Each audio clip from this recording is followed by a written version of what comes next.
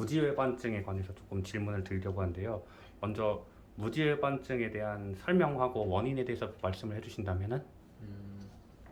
무지외반증을 정말 말 그대로 풀면 무지는 엄지발가락을 뜻하는 거고 외반 여기가 이제 발가락이 휘었다고 얘기를 하는 거예요. 그래서 환자분들이 보통 오셔서 물어보시는 것도, 그러니까 생각하시는 것도 내가 엄지발가락이 휘어서 문제가 되었다 이렇게 생각하시는 분들이 많은데, 문제는 사실 엄지발가락보다 좀 더 가까이 우리 발등 쪽에 있는 발등뼈가 안쪽으로 휘어지는 게 더 큰 문제라고 보시면 됩니다.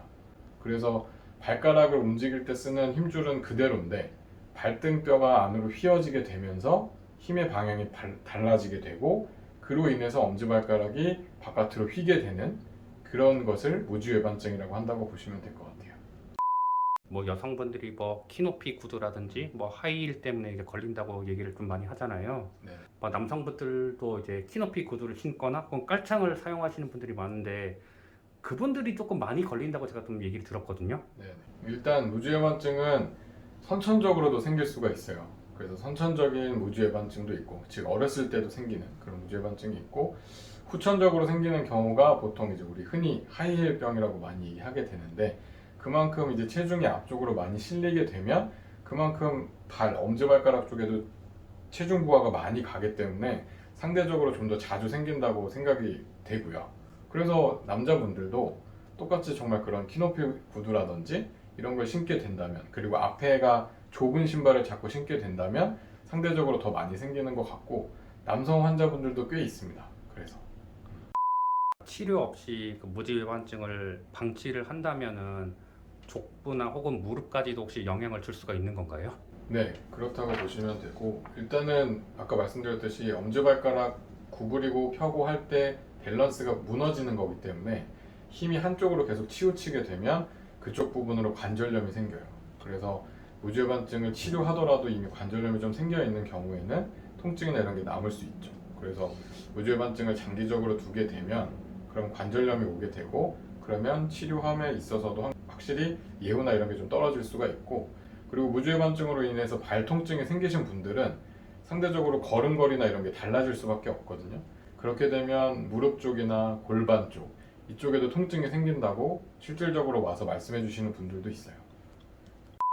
각도에 따라서 조금 단계적으로 좀 치료가 이루어질 것 같은데 보통 치료는 어떻게 이루어지나요? 그래서 저희가 그 휘어진 각도에 따라서 중등도를 정할 수가 있어요. 그래서 보통은 한 3단계 정도로 나눈다고 보시면 되는데, 1단계 정도, 그러니까 휘어진 정도가 심하지 않은 때에는 증상에 대한 보존적인 치료를 하면 돼요. 그래서 그 돌출부가 분명히 생기거든요. 엄지발가락이 휘게 되면 그 튀어나온 부분이 신발을 신거나 할 때 통증이 생길 수가 있고, 더 심해지신 분들은 보통 두 번째 발가락도 통증이 있다 이렇게 얘기를 많이 하시는데, 1단계 정도에서는 뭐 가벼운 물리치료라든지 약을 먹으면서 볼 수가 있고, 그렇죠. 그럼에도 불구하고 통증이나 이런 게 지속이 된다면 그땐 주사치료나 이런 걸 할 수 있어요. 그래서 보통 와서 물어보시는 거는 보조기를 착용하면 이게 좋아질 수 있냐 이렇게 많이 물어보시는데, 보조기를 차면 일단 휘어져 있는 발가락을 좀 잡아주는 면이 있기 때문에 더 많이 진행되거나 아니면 그로 인해 생기는 통증 같은 건 줄어들 수 있어요. 그런데 각도가 교정되는 효과는 없습니다.